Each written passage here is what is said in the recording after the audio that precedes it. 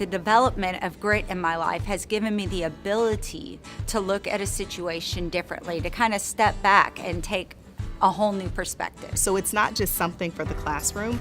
My students are learning that this is a way of life. To be able to face those challenges with the attitude of grit is key. I think what I noticed the most was that they started accepting that it was really up to them. Grit meant to me is the never give up. And the first A in my English class just told me that I could be able to do it. Grit is that raw, essential element inside a human being, that capacity that enables them to dig deep, do whatever it takes, especially sacrifice, suffer, and struggle to achieve their most worthy goals. When we landed on this grit work, it really just became that guiding light for our focus and for our students. We had a declining enrollment.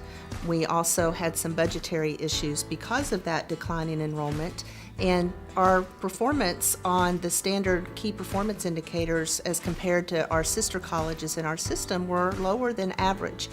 I just knew. Sometimes you just have an instinct and a knowing that this grit concept was a key piece of the overall completion agenda for community colleges.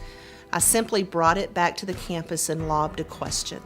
I said, what do you think about this grit stuff? There's something here that's very compelling, but I don't know exactly how we can use this or what it will mean for our students, but let's take a look at it. And that was really our platform, and starting to think about our responsibility as a college to look at students differently. And that really catapulted us into thinking both about mindset and grit. So our president kept telling us that we were on to something big, and that's turned into all the amazing things we've been able to do here at the college. I thought it was very important that my students first understand the meaning of grit and each dimension of grit, the growth, the resilience, instinct, and tenacity. When you introduce instinct, a part of Dr. Stoltz's definition that says you're doing this for your most worthy goals, when you put it in that term, they start thinking, well, if it's my unworthy goal, then maybe I'm willing to go there. And once you get them to say maybe, it's really easy to get them now into the growth mindset. So how can you get there? What resources do you have that can get you there? And if you get them buying those two things, resilience and tenacity just follow naturally.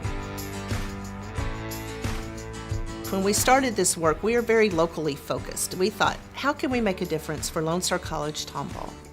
Once we realized the potential to really be a leader in this area, we knew we wanted to partner with somebody else who could help us realize our own goals, but who we could also help as well. We really wanted to work with Pearson in this because of their national reputation, their commitment to student success. Synergy was right as we were starting out to work with them because they were very ambitious and very flexible about how they would infuse this into their curriculum in a fairly quick way.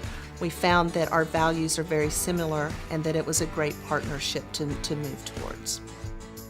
One of the main things that I focused on was helping my students understand how they could grow the grit that they already had. The thing about grit for me is to be able to put it into your everyday life. Life is going to give us challenges. That's kind of the nature of life. It's very important that we begin to utilize grit and to develop a gritty personality to be able to overcome these challenges.